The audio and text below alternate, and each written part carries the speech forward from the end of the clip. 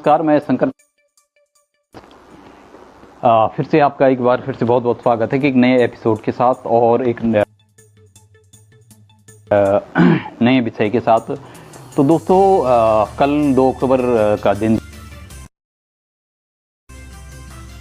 था और 2 अक्टूबर आपको पता है दोस्तों, गांधी जयंती, महात्मा गांधी, राष्ट्रपिता महात्मा गांधी का जन्मदिन था और वो विश्व अहिंसा दिवस के रूप में भी मनाया जाता है जिन्होंने सत्य, अहिंसा, सद्भावना और शांति का संदेश पूरी देश दुनिया को दिया है, वो महात्मा गांधी के जन्मदिन के रूप में मनाया जाता है। उसके अलावा वो खास दिन एक भारत के दिवंगत और महान शख्सियत में से एक लाल बहादुर शास्त्री जी का भी जन्म दिवस है, उस रूप में भी मनाया जाता है। और एक राष्ट्रीय स्वच्छता अभियान भी 2014 में 2 अक्टूबर को ही हुआ था। तो 2 अक्टूबर का जो दिन है वो काफ़ी मतलब मायने रखता है। लेकिन क्या आप विश्वास करेंगे, ये 2 अक्टूबर का दिन अब उत्तर प्रदेश की राजनीति और भारत की राजनीति का एक काला इतिहास का एक काला अध्याय भी रहा है। आप कहेंगे ऐसा क्यों है? तो आप विश्वास नहीं करेंगे कि जिस दिन को सत्य, सद्भावना, शांति, अहिंसा के लिए देश दुनिया में जाना जाता है, उस दिन एक ऐसी भी घटना घटी थी जो उत्तर प्रदेश की तत्कालीन सरकार पर काली पोतती है और एक काले धब्बे के समान है वो। तो जी, हम दोस्तों कर रहे हैं बात उत्तराखंड के राज्य आंदोलन की, 90 के दशक की, उस दौर की जब उत्तराखंड राज्य गठन को लेकर उत्तराखंड का राज्य आंदोलन चरम पे था। लेकिन आंदोलन कहीं भी शुरुआती दौर में हिंसात्मक रूप से आगे नहीं था, अहिंसात्मक रूप से आगे चल रहा था और शांतिपूर्ण ढंग से आगे चल रहा था। तो उस दौरान होता क्या है कि सरकार द्वारा अचानक, उस समय उत्तराखंड भी अविभाजित उत्तर प्रदेश का ही हिस्सा था, तो अचानक से तत्कालीन मुलायम सिंह सरकार या मायावती जो गठबंधन की सरकार थी, उसके द्वारा अचानक से यहाँ पे उत्तराखंड में भी और पहाड़ी क्षेत्रों में भी पैरामिलिट्री पुलिस वगैरह सारा चीज़ें तैनात की जाती है और माहौल गर्मा जाता है उसके बाद। अब इस बीच क्या होता है कि ये 1 अक्टूबर का दिन था और अक्टूबर से पहले सितंबर 30-31 को भी लोग धीरे धीरे दिल्ली में तमाम उत्तराखंड के जो उस समय बहुत सारी समितियां बनी थी, संघर्ष दल बने थे, उत्तराखंड संघर्ष समिति बनी थी, उत्तराखंड क्रांति दल था और तमाम क्षेत्रों की जो अपने अपने दल, समितियां जो भी थे, संघर्ष समितियां, उन सभी ने ये फैसला किया कि वो शांतिपूर्ण ढंग से प्रदर्शन करने के लिए और शांतिपूर्ण ढंग से एक उपवास, आमरण अनशन या कर्मिक अनशन करने के लिए या शांतिपूर्ण प्रदर्शन के लिए, आंदोलन के लिए, रैली के लिए दिल्ली के जंतर मंतर, जो कि एक जगह रही है कि विभिन्न आंदोलनों की एक गवाह रही है, दिल्ली का जंतर मंतर, कि वहाँ पे जाएंगे। तो दोस्तों फिर रणनीति बनी और सारी सैकड़ों गाड़ियाँ उत्तराखंड से निकल गई। लेकिन रात को घुप अंधेरे में जैसे ही मुजफ्फरनगर जनपद के पास रामपुर तिराहा जो क्रॉसिंग है, वहाँ से गाड़ियाँ गुजर रही थी, कुछ गुजर चुकी थी, कुछ गुजर रही थी। अचानक क्या होता है कि सारे उस क्षेत्र की लाइटें बंद कर दी जाती हैं। अचानक से सैकड़ों की संख्या में पुलिस दल, और यहाँ तक कहा गया है कि पुलिस की वर्दी पहना के गुंडे बदमाशों को वहाँ पे भेजा गया था पुलिस वालों के साथ ही। तो सैकड़ों की संख्या में वो लोग गाड़ियों को घेर देते हैं और अचानक से आसपास, चूँकि बस्तियाँ बहुत ज़्यादा नहीं थे, गन्ने के खेत थे, तो गन्ने के खेतों से अचानक पुलिस और पुलिस के भेष में अन्य लोगों की सैकड़ों की तादाद में भीड़ आती है, गाड़ियों को घेर लेती है, गाड़ियों से अंधाधुंध गोलीबारी शुरू हो जाती है, लाठीचार्ज हो जाती है बिना कुछ पूछे सोचे समझे। इससे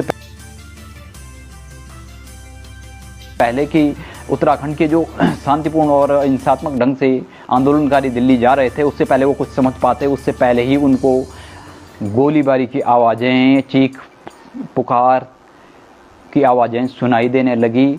और जो पुलिस वाले थे उन्होंने आओ देखा न ताओ, उन्होंने लोगों पे गोलियां बरसानी, जो भाग रहे थे उन पे लाठियां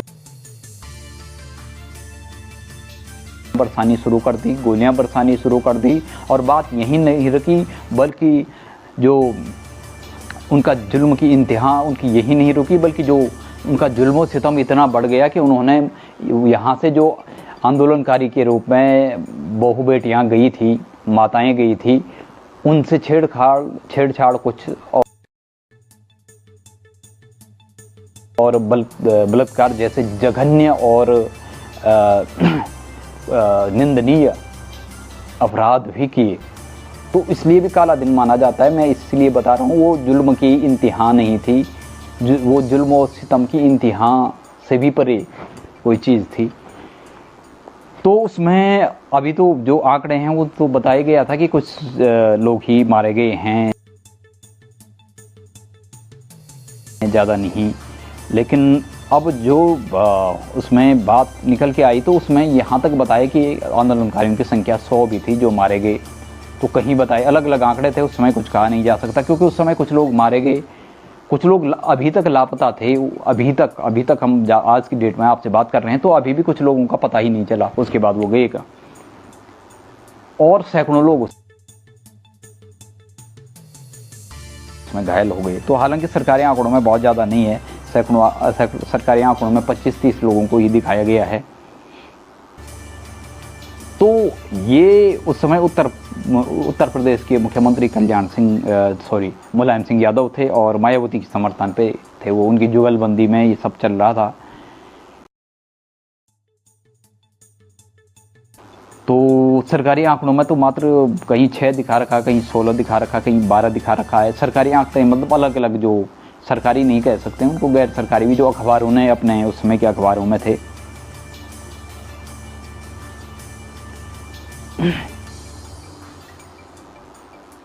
तो ये अपने आप में बहुत बड़ा काला दिन था। उत्तराखंड आंदोलन जब चरम पे था और उसके बाद ही आंदोलन ने एक आक्रोश और हिंसा पूरे प्रदेश, जो पूरे उत्तराखंड के पहाड़ी क्षेत्रों में लोगों में तीव्र आक्रोश देखने को मिला। उसका नतीजा ये मिला कि उस घटना के बाद उत्तराखंड के तमाम क्षेत्रों में चौकियां जला दी गई और प्रशासन की व्यवस्था है उसका बहिष्कार कर दिया गया। स्कूलें बंद पड़ी थी, 3-3, 4-4 महीने तक स्कूलें बंद रही। तो इस प्रकार की स्थितियां आ गई थी। और सबसे बड़ी बात यह है, वो पहला और संभवतः अंतिम आंदोलन था वो उत्तराखंड के इतिहास का, जब सभी पहाड़ी, चाहे वो किसी जाति का था, किसी धर्म का था, किसी वर्ग का था, किसी क्षेत्र का था, या किसी संप्रदाय का था, सभी लोग एकजुट होके, एक मत होके एक मंच पे आए थे। और बच्चे बूढ़े जवान सभी लोगों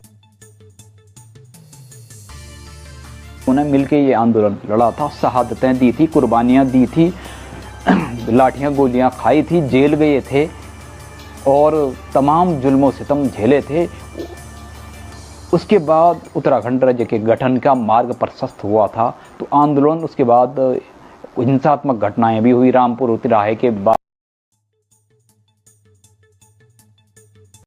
मसूरी गोलीकांड भी हुआ। तो फिर खटीमा मसूरी गोलीकांड के बाद बहुत श्रीनगर से लेकर और पौड़ी से लेकर तुम्हारे उत्तरकाशी से लेकर और पिथौरागढ़ हल्द्वानी से लेकर आंदोलन की आग इतनी तेज बढ़ी कि फिर तो सरकार को 1996 में जो देवगढ़ सरकार थी उनको घोषणा करना पड़ा कि जल्दी विधेयक उनको लाना पड़ा, उत्तराखंड राज्य उत्तर प्रदेश राज्य पुनर्गठन विधेयक, जिसके अंतर्गत उत्तराखंड राज्य गठन के लिए लोकसभा में प्रस्ताव रखा गया। हालांकि उस समय वो पारित नहीं हो पाए, लेकिन एक जिस जज्बे के साथ पहाड़ियों ने लड़ाई लड़ी थी उसके गंभीरता को देखते हुए ही सरकार ने ये निर्णय लिया था। और आगे जाके 9 नवंबर 2000 को उसके बाद पुनः जो एनडीए सरकार थी उस समय वाजपेयी, अटल बिहारी वाजपेयी के रूप में, तो उन्होंने उत्तराखंड राज्य पुनर्गठन, जो उत्तर प्रदेश राज्य पुनर्गठन अधिनियम था, उसको पारित कर दिया। फिर वो केंद्र सरकार को गया, फिर लोकसभा पहले राज्य विधानसभा में पारित हुआ, फिर विधान परिषद में गया, फिर लोकसभा में गया, फिर राज्यसभा में गया, फिर राष्ट्रपति के पास मुहर लगी उसकी, फिर राष्ट्रपति ने वह फिर पुनर्विचार के लिए लोकसभा राज्यसभा को भेजा और फिर उत्तर प्रदेश को भेजा। फिर वो यहाँ से संस्तुतियाँ मिल के वो फिर केंद्र में गया और अंततः 9 नवंबर 2000 को राज्य का गठन हो गया। लेकिन आज की डेट में हम राज्य को कहाँ पाते हैं? दुर्भाग्यपूर्ण स्थिति ये है कि जिन्होंने राज्य के लिए, जिन नौनिहालों ने, जिन जियालों ने अपनी कुर्बानियाँ दी थी, लाठी डंडे खाए थे, गोलियां खाई थी, शहादतें दी थी, जन धन की हानि झेली थी, जेल गए थे, वो लोग आज कहीं सीन में नहीं हैं। उत्तराखंड में तमाम जो मंत्री संतरी हैं, नौकरशाह हैं, पूंजीपति हैं, माफिया हैं, गुंडे, बदमाश, ठेकेदार हैं, इन लोगों ने मिल बांट के उत्तराखंड को खोखला कर दिया है। ये लोग मलाई खा रहे हैं जो उस आंदोलन में कहीं सीन में ही नहीं थे। जी हाँ दोस्तों, क्योंकि हम उत्तराखंड आंदोलन के खुद गवा रहे हैं, खुद उसमें शामिल हुए हैं और खुद हमने भी लाठियां खाई हैं, लेकिन स्थितियां ये है कि हम जेल नहीं गए हैं।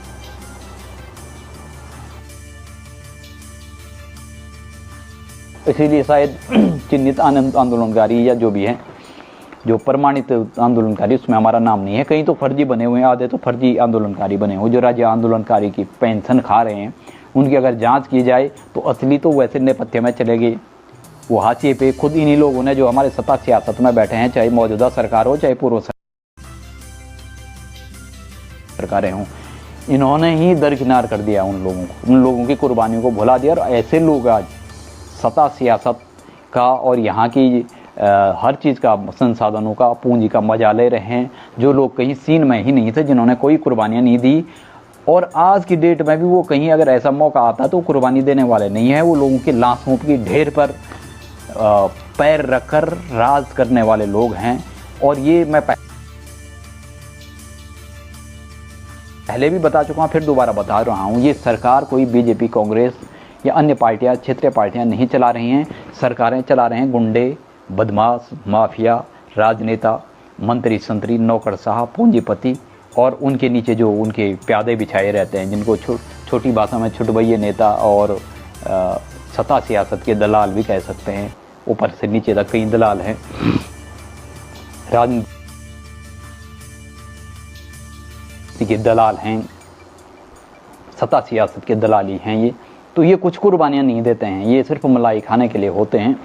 लोगों की लाशों पे राज करने वाले होते हैं। तो इन लोगों के कुकर्म के कारण उत्तराखंड राज्य गठन का जो सपना देखा गया था, जिन उद्देश्यों के लिए देखा गया था, जिन संकल्प विकल्पों के लिए देखा गया था, वो आज कहीं खो से गए हैं।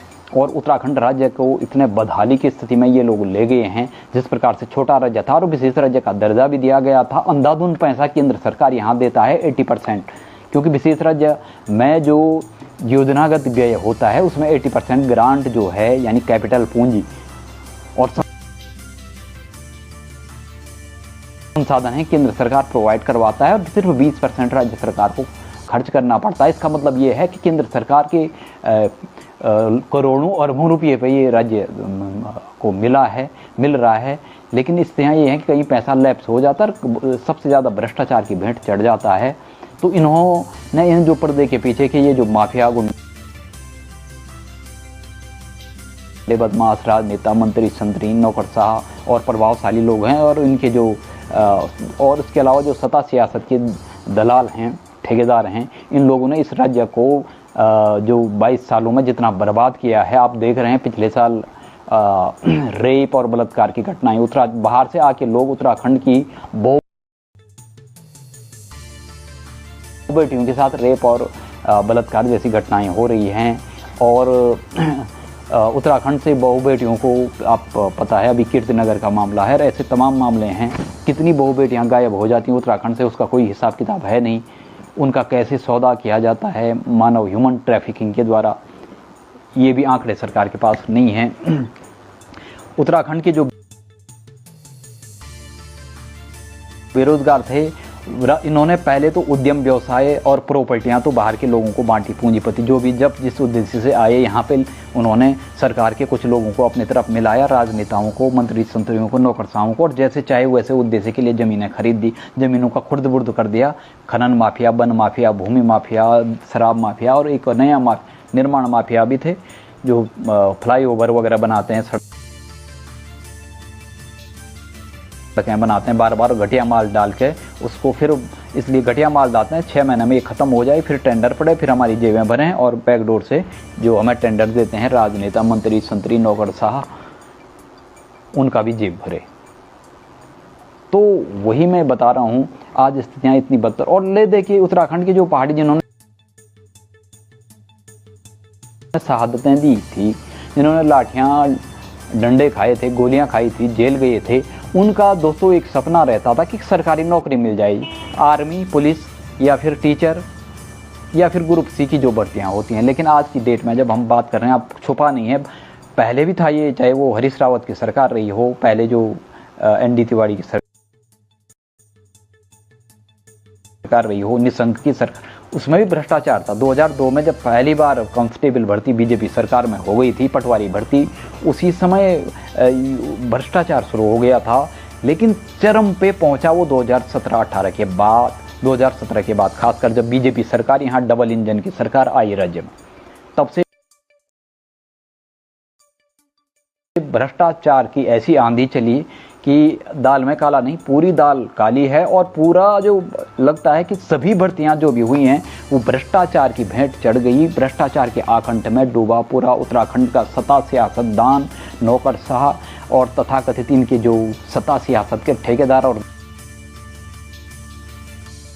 दलाल हैं, इन लोगों ने जो दूरस्थ क्षेत्रों से गरीब और मध्यम वर्गीय परिवारों के आते थे, गढ़वाल और कुमाऊं के दूरस्थ क्षेत्रों से, और माँ बाप अपने ज़मीनें बेच तक, गहने गिरवी रखकर गहने बेच के भी अपने लड़कों को पढ़ने के लिए 10-10, 12-12 साल, 15-15 साल देहरादून भेजते थे, फिर कोचिंग करवाते थे। और एक आशा रहती थी, लड़का में भी एक जोश जज्बा रहता था कि मैं मेहनत करूंगा, पढ़ूंगा, कम से कम परिवार में एक नौकरी वाला होगा सरकारी नौकरी में, या परिवार में न सही तो एक गांव में ही 1-2 हो जाएंगे, तो उससे अर्थव्यवस्था गांव में ठीक हो जाएगी कम से कम। और युवाओं में एक जोश उत्साह रहता था कि कुछ नौकरी पर लगेंगे तो क्षेत्र के लिए कुछ करेंगे, देश सेवा, राज्य सेवा के लिए कुछ काम करेंगे। लेकिन दुर्भाग्यपूर्ण स्थिति ये है कि उन आशाओं, जो लास्ट आशा वो बची, जो लास्ट अंतिम आकांक्षाएं, आशाएं और अपेक्षाएं थी, उन पर भी कुठाराघात हो गया है पूरी तरह से। और आज की डेट में, आज की तारीख में जब हम आपसे बात कर रहे हैं तो स्थितियां इतनी बुरी हैं कि अब क्या कहना है। वही बीच केंद्र सरकार जब पश्चिमी बंगाल और आंध्र प्रदेश सहित और महाराष्ट्र सहित तमाम, तमिलनाडु सहित बहुत पश्चिमी बंगाल में छोटे मोटे जो घोटाले हुए हैं उनमें से तुरंत CID भेज देती है, CBI लगा देती है, क्योंकि वहाँ बीजेपी की सरकार नहीं है, वहाँ ED लगा देती है।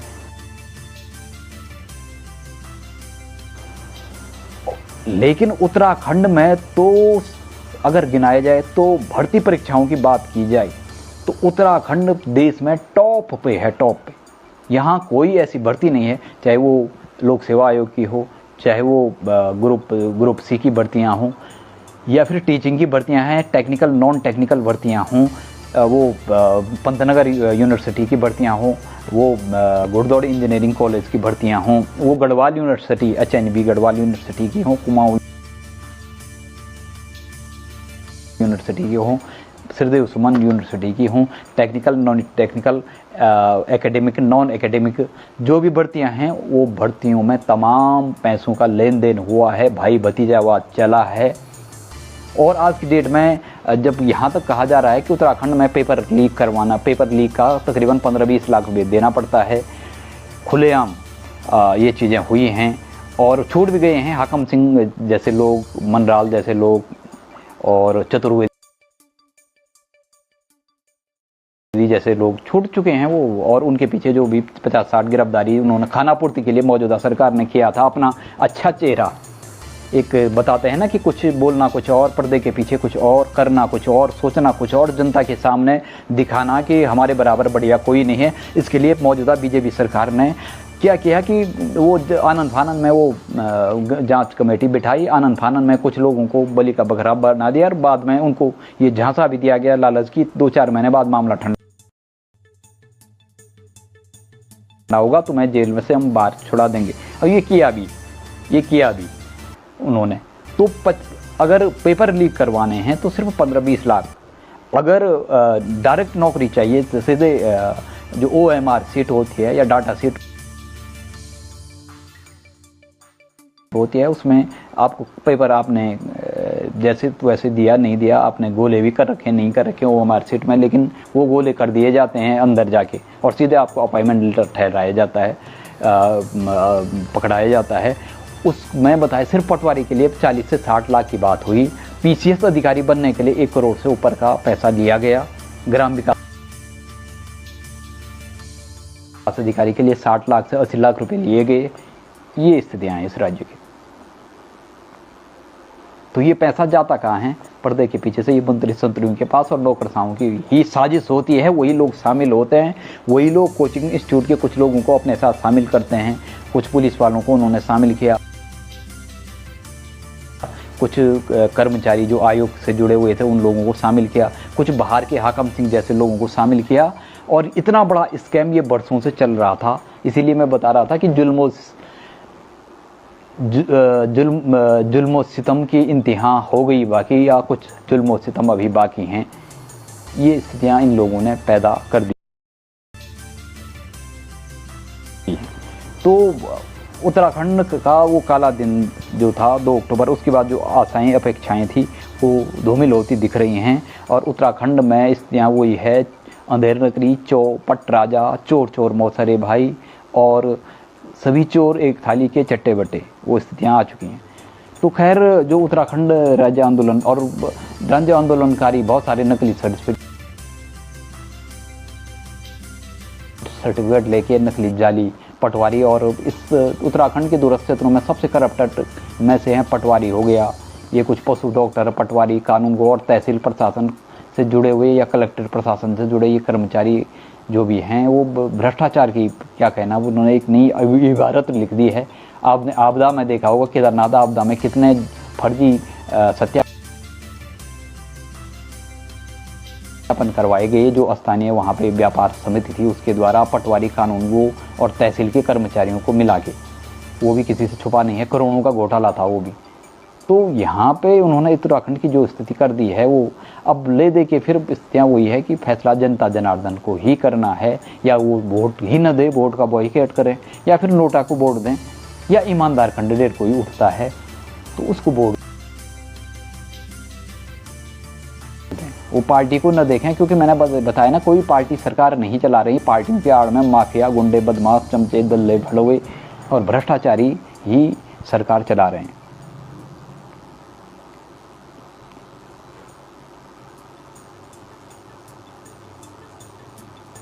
तो अब थोड़ा इसमें आपको थोड़ा और जानकारी देता हूँ। उत्तराखंड जो रामपुर तिराहा कांड हुआ था, उसके बाद जो FI दर्ज करवाई गई थी, उससे 1994 में भी तुरंत FI दर्ज हो गई थी, FIR फर्स्ट इंफॉर्मेशन रिपोर्ट। उसके बाद 1995 में इलाहाबाद उच्च न्यायालय ने 12 जनवरी को उत्तराखंड संघर्ष समिति की याचिका दी गई थी, जो इलाहाबाद हाई कोर्ट में 12 जनवरी को CBI को मामले की जांच सौंपी गई। और CBI ने 72 गवाहों से पूछताछ की और 28 पुलिसकर्मियों के खिलाफ मामला दर्ज किया गया।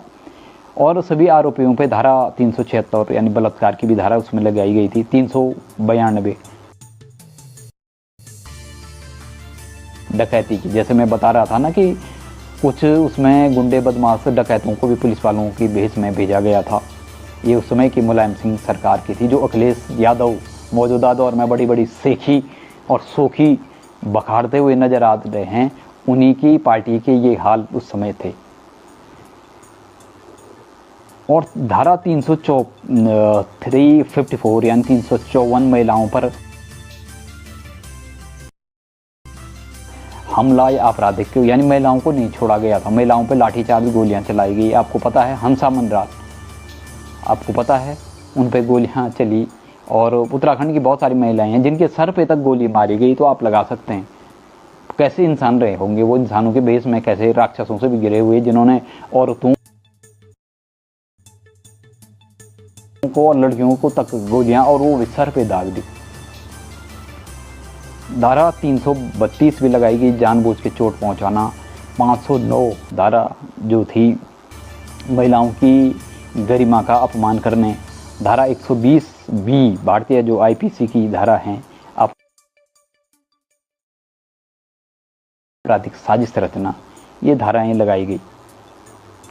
लेकिन जो इसका साजिश करता था उस समय की समाजवादी पार्टी या बहुजन समाज पार्टी के मिलजुल कर जो साजिशें की गई, उन पर कोई कार्रवाई, उनके जो सुप्रीमो थे और उनके पार्टी के नेता थे, मंत्री संतरी, उन पर कोई कार्रवाई नहीं हुई। कुछ मैं बताता हूँ ना, भारत में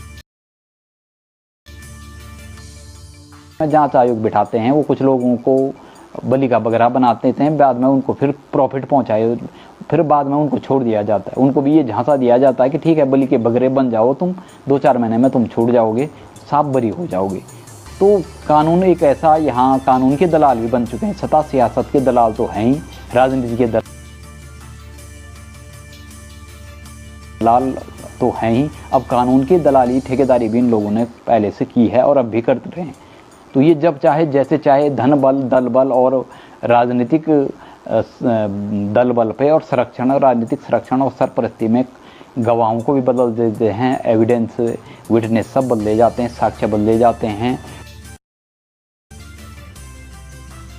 और यहाँ तक कि जो न्याय के जुड़े हुए, जो पुलिस महकमे से जुड़े हुए लोग हैं या फिर न्याय संहिता से जो जुडिशियल या मजिस्ट्रेट लेवल के लोग हैं, वो भी बिकने के लिए तैयार हैं, वो भी खरीदे जा सकते हैं। तो न्याय को जब जैसे जिस चाहे, जिस ढर्रे में, जिस खांचे में मोड़ना हो, जिस मोड़ पे ले जाना हो, जिस राह पे ले जाना हो, ये आराम से कर सकते हैं और किया जा रहा है। तो उस मामले में भी कुछ खास नहीं हुई, कुछ लोगों को निलंबित कर दिया गया। उस समय के वहाँ के जो जिलाधिकारी वगैरह थे, कुछ पुलिस वालों को निलंबित कर दिया गया, कुछ पे चार्जशीट रिपोर्ट हुई, बाद में वो सब बरी कर दिए गए। सन 2000 में क्या होता है कि नवंबर 2000 में जो राजनाथ सिंह थे मुख्यमंत्री उत्तर प्रदेश के, उन्होंने सीआरपीसी यानी भारत की जो आपराधिक दंड प्रक्रिया संहिता थी, उसकी धारा 197 के तहत सीबीआई को तत्कालीन जिला मजिस्ट्रेट मुजफ्फरनगर थे जो अनंत कुमार सिंह के खिलाफ मुकदमा चलाने की अनुमति दे दी। मामला आगे बढ़ता गया। मैं बता रहा हूँ, भारत में जब इतने संवेदनशील मामलों पे सुनवाई इतनी देर में होती है, तो फिर न्याय का अगर न्याय मिले भी तो वो किसी बड़े अन्याय से कम नहीं होता है। अदालतों में इतने मामले लंबित हैं। 2003 जुलाई 2003 में क्या होता, उत्तराखंड उच्च न्यायालय ने सीबीआई के आरोप पत्र को रद्द कर दिया और मुजफ्फरनगर के तत्कालीन जिला मजिस्ट्रेट अनंत कुमार सिंह को आपराधिक कार्रवाई से दोष मुक्त कर दिया। अब देखो उत्तराखंड उच्च न्यायालय के ये हाल है, क्या कहा जा सकता है भाई। उन्होंने बरी कर दिया अनंत कुमार सिंह को, मामले से ही दोष मुक्त कर दिया गया। अब उस पर हंगामा हुआ। फिर राज्य सरकार ने एक समीक्षा याचिका दायर की जिसमें उच्च न्यायालय को अपने ही फैसले के आदेश वापस लेना। अब बताओ उच्च न्यायालय के यहाँ उत्तराखंड में क्या हाल है, कौन चला रहा है इसको पर्दे के पीछे से। उन्होंने फिर अपना जो अनंत कुमार सिंह के मामले में उन्होंने जो निर्णय दिया था वही वापस ले लिया। तो आप बताएं, ये अंधेरगर्दी मचा रखी इन लोगों ने, मतलब कुछ कहा नहीं जा सकता है।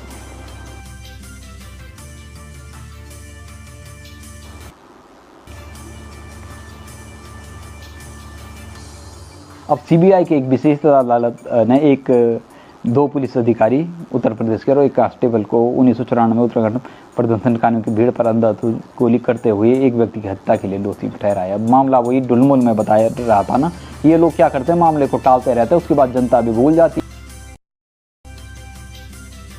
है, सब लोग भूल जाते हैं, मामला पीछे पड़ जाता है, ये इंतजार करते हैं और फिर चुपके से फैसला सुना के सभी आरोपियों को या गुंडे बदमाशों को, जो भी हैं अपराधियों को, भ्रष्टाचारियों को बाइज्जत बरी कर देते हैं। और पकड़ेंगे भी किसको, उनके पीछे तो राजनीतिक संरक्षण और सरपरस्ती होती है ना उनके ऊपर। तो मैं बता रहा हूँ, जो भी आपराधिक घटनाक्रम होते हैं, भ्रष्टाचार के तमाम मामले होते हैं, उसके पीछे सत्ता सियासत के बैठे मंत्री, कुछ मंत्रियों संतरियों जो चंद सिक्कों और नोटों की खातिर अपनी माँ बहन और देश भूमि और स्वयं को बेचने के लिए तैयार रहते हैं, वही लोग पर्दे के पीछे से ये काम करते हैं और करते आए हैं। मैं पहले भी बता चुका हूँ कि तन बिकता है, मन बिकता है, मानव जीवन भी बिकता है, तन बिकता है, मन बिकता है, मानव जीवन भी बिकता है।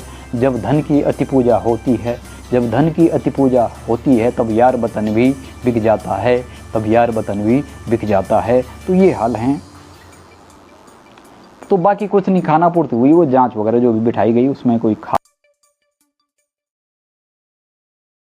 नहीं हुआ। और अंततः 2007 आते आते सारे मामले ही खत्म हो गए, फिर अक्टूबर 2007 तक।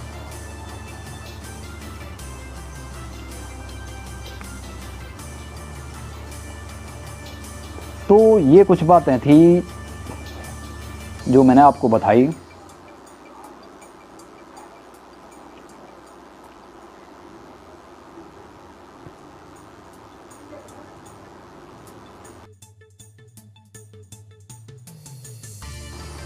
और दोस्तों, मुझे आशा ही नहीं अभी तो पूरा विश्वास है कि आप लोगों ने इन चीज़ों को सुना हुआ, और ख़ासकर जो उत्तराखंड से जुड़े हुए हमारे जो नए नौनिहाल हैं, उनको नहीं पता है कि किस प्रकार से ये उत्तराखंड राज्य बनाने के लिए, इस देश के लिए भी किन लोगों ने शहादत दी। उसमें कुछ तो गुमनाम रह गए, कुछ लोगों को हाशिए पे धकेल दिया गया, और देश का जो सत्ता सियासत की जो मज़े थे, सत्ता सियासत की मलाई खाई किसी और ने, भ्रष्टाचार करके राज किया किसी और ने, शहादतें दी किसी और ने, लाठियाँ गोलियाँ खाई किसी और ने, जेल गई कोई और, जनधन की हानि झेली किसी ने,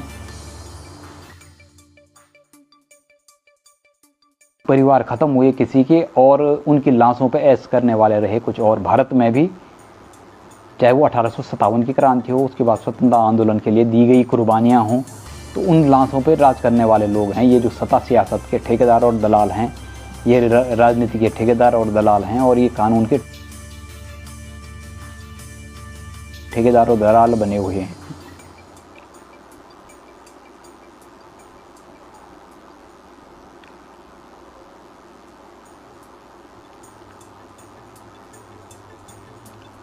तो खैर, अब उसके बाद थोड़ा हम बताते हैं इसमें मसूरी, उसके अलावा मसूरी गोलीकांड भी हुआ था 2 अक्टूबर से पहले। 2 सितंबर 1994 को खटीमा गोलीकांड हुआ था। उसमें काफ़ी लोग हताहत हुए थे, कुछ लोग, और काफ़ी घायल भी हुए थे। मसूरी में भी मार्च 1994 में मसूरी में भी गोलीकांड हुआ था, जिसमें बेलमती चौहान, हंसा धनाई, बलबीर सिंह राय, राय सिंह बंगारी, मदन ममगाई, धनपत सिंह और सर्कल अधिकारी उमाकांत त्रिपाठी की मौत हो गई थी, और लगभग 2 दर्जन से ज़्यादा लोग बुरी तरह घायल भी हुए थे।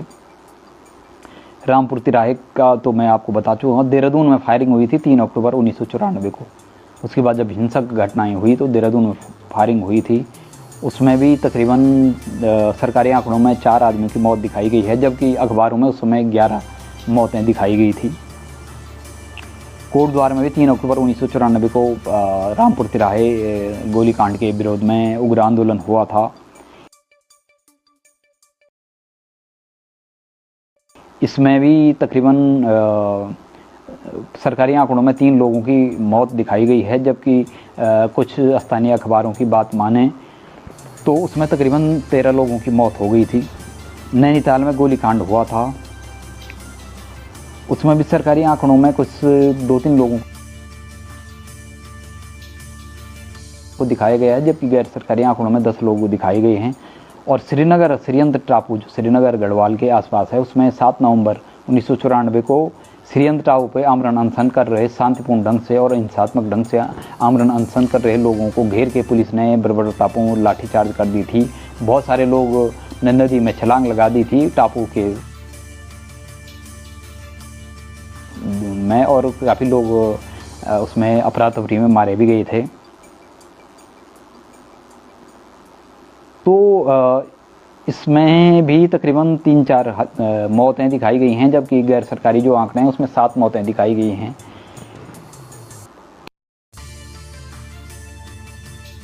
तो ये सब है। तो दोस्तों अब ये लंबा चौड़ा है, कभी हमें मौका मिला तो आप सभी लोगों को हम उत्तराखंड राज्य आंदोलन के लिए कब प्रक्रिया हुई थी क्या, उस पर भी हम एक सिलसिलेवार ढंग से एक फ्लैशबैक में जाएंगे और पूरा आपको अपडेट देने की कोशिश करेंगे। और ये अपडेट देने का हमारा मकसद इसलिए भी है कि हमारे जो उत्तराखंड के नौनिहाल नई पीढ़ी है या जो देश दुनिया के लोग भी हैं वो समझ सकें कि इतिहास के कालखंड में क्या क्या होता आया है। उन चीज़ों से इतिहास एक मृत चीज़ नहीं होती है, उसमें सबक लेना भी ज़रूरी है। और सबक उत्तराखंड के नौनिहालों को सबसे पहले लेना है, जिनका जन्म उसके बाद हुआ।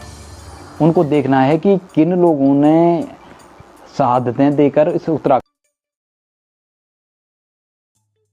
के राज्य को कैसे बनाया था, अपने खून से सींचा था, अपने खून पसीने से सींचा था, कुर्बानियाँ दी थी, शहादतें दी थी। आज कौन लोग राज कर रहे हैं। इसलिए मैं सबसे बोलता हूँ कि मतदाता जागरूकता बहुत ज़रूरी है। मतदाता जागरूकता के लिए आपको क्या करना है, आपके बीच से कोई ईमानदार कैंडिडेट, आप मोदी को मत देखिए, आप किसी और को मत देखिए, या आप सोनिया गांधी को मत देखिए, राहुल गांधी को मत देखिए। आप देखिए आपके क्षेत्र में कोई ईमानदार कैंडिडेट है, अगर वो चुनाव में उठता है तो आप उसको आगे बढ़ाएं। ईमानदारी को, जो सत्य, समता, न्याय के लिए और निष्पक्षता के लिए आगे आता लड़ता है, उसको आगे बढ़ाएं, उसको प्रमोट करें, उसको अपग्रेड करें, प्रमोट करें, उसका उत्साह बढ़ाएं। जैसे पहले अच्छे ईमानदार लोगों को, नेताओं का, लोग जब उनको आगे बढ़ाती थी तो उनका आत्मविश्वास कई गुना आगे बढ़ता था, और वही लोग समाज के लिए, देश के लिए कुछ अच्छा कर सकते हैं। नहीं तो ये लोग, तो मैं बता रहा हूँ 30-40 सालों में उत्तराखंड के जो मूल उत्तराखंडी हैं वो कहीं नहीं रह जाएंगे। फिर तो ना उत्तराखंड रहेगा ना उत्तराखंडी रहेगा। यहाँ पे पूंजीपति, माफियाओं, गुंडे, बदमाशों का, भ्रष्ट राजनेताओं का ही राज हो जाएगा, और जो आम आदमी है वो कहीं का नहीं रह जाएगा। क्योंकि इन्होंने ना तो भूमि कानून बनाया, ना इन्होंने यहाँ पे वो मूल निवास का कॉन्सेप्ट है वो ख़त्म कर दिया। यहाँ का मूल निवासी कौन है उनको वरीयता देने के बजाय इन्होंने कहा जो भी यहाँ का अस्थायी निवासी है, 20-22 सालों से रह रहा है, उसको मूल निवासी भी माना जाए, और वो यहाँ किसी भी काम में हिस्सेदारी कर सकता है। भूमि कानून नहीं है तो कोई भी भूमि खरीद सकता है, यानी विदेश से आके भी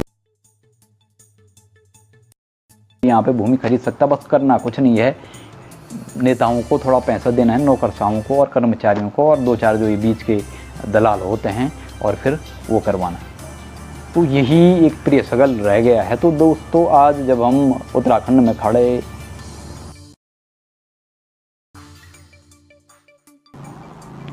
अपने भविष्य की वजह से चिंतातुर तो अवश्य दिखाई देते हैं, लेकिन उसके लिए हम क्या करते हैं, क्या कुछ करते हैं, क्या योगदान देते हैं अथवा नहीं, इसी का कर्तव्यबोध कराने के लिए ये दिन आते भी हैं। चाहे 2 अक्टूबर हो, जो भी हो, चाहे वो जिस रूप में आते हैं, और हमें कर्तव्यबोध कराते हैं कि हमारे पूर्वज कैसे थे, उनकी शहादतें देखिए आज हम जी रहे हैं और स्वतंत्र रूप से घूम भी पा रहे हैं। तो उसमें उन लोगों ने खून पसीना बहाया है, उन्होंने शहादतें दी हैं, कुर्बानियाँ दी हैं। उसके बाद देश को भी आज़ादी मिली है, और उत्तराखंड में आज हम जी रहे हैं, इसलिए जी रहे हैं। लेकिन आज जो काले अंग्रेज हैं हमारे बीच से, सफ़ेद पोश हैं, जो चंद गद्दार हमारे बीच हैं, जो सिक्कों और नोटों पे बिके हुए हैं, उन लोगों ने क्या हाल कर दिए हैं। और अगर यही आलम रहा, जो नई पीढ़ी है वो नहीं अपने कर्तव्य दायित्वों अधिकारों के प्रति और अपने सार्वजनिक संगठनात्मक हितों के लिए इकट्ठी नहीं हुई और इन लोगों को सत्ता सियासत से, शासन प्रशासन से या हमारे जो गांव गलियों में रहते हैं, क्षेत्रों में रहते हैं, इन जो ये लोगों को बरगलाते भटकाते हैं, बांटते हैं परिवार परिवार को, आदमी आदमी को, जाति क्षेत्र के नाम पे और तमाम चीज़ों के नाम पे इनकी सफाई नहीं हो जाती है। तो आज तो हम उन कुर्बानियों के कारण जी रहे हैं, खा रहे हैं, लेकिन अब अगर हमने कदम नहीं उठाए, हमने इन चीज़ों का सफाई कर उन्मूलन के लिए काम नहीं किया मिलजुल के, तो अब कौन बचाएगा? 30 सालों में क्या हाल होंगे? अब तक तो हम उनके दम पे, जिन्होंने शहादतें दी उनके दम पे घूम रहे हैं, लेकिन मैं बता रहा हूँ परिवर्तन, कोई भी महान परिवर्तन हो बिना एक टीम वर्क के, एक संगठनात्मक रूप से, जब तक हम खुद के व्यक्तिगत संकीर्ण, कुत्सित और निकृष्ट स्वार्थों से ऊपर उठ के संगठनात्मक सामूहिक हितों के लिए एकजुट, एक मत हो कि एक मंच पे नहीं आ जाते हैं, तब तक कोई सकारात्मक महान परिवर्तन और व्यापक परिवर्तन हो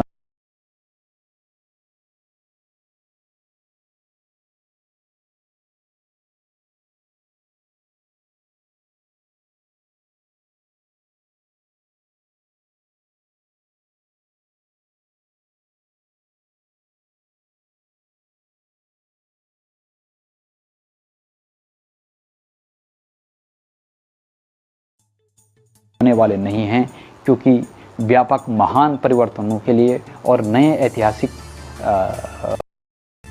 इतिहास का निर्माण करने के लिए कुर्बानी और शहादतें देनी होती हैं। स्वयं के निकृष्ट व्यक्तिगत स्वार्थों से भी ऊपर उठना पड़ता है, तभी जाके महान और सकारात्मक परिवर्तन होते हैं। समाज और देश दुनिया को, हमारे प्रकृति पर्यावरण को नई दशा और दिशा मिलती है। तो आज उत्तराखंड में जो हालात हैं, इनका भ्रष्टाचार ही और इन लोगों का, सत्ता सियासत से जुड़े लोगों का या सत्ता के दलालों का या सत्ता सियासत से जुड़े माफियाओं का या ठेकेदारों का जो धर्म रह गया है, भ्रष्टाचार ही इनका धर्म है, इन क्रम है, भ्रष्टाचार ही इनकी नीति नियति है, भ्रष्टाचार ही इनका आचार विचार और संस्कार बन गया है। तो इसको मार भगाना है और एक नए उत्तराखंड का गठन करना है। उत्तराखंड ये वैदिक काल की भूमि रही है, ये हमारे आर्यावर्त की भूमि रही है। भारतवर्ष का सभ्यता, संस्कृति और इतिहास का जो विकास हुआ है यहीं से हुआ है, और धर्म अध्यात्म की जो प्रचार प्रसार हुआ है वो भी यहीं से हुआ है। तो आज ज़रूरत आन पड़ी है इस महान भूमि को बचाने की और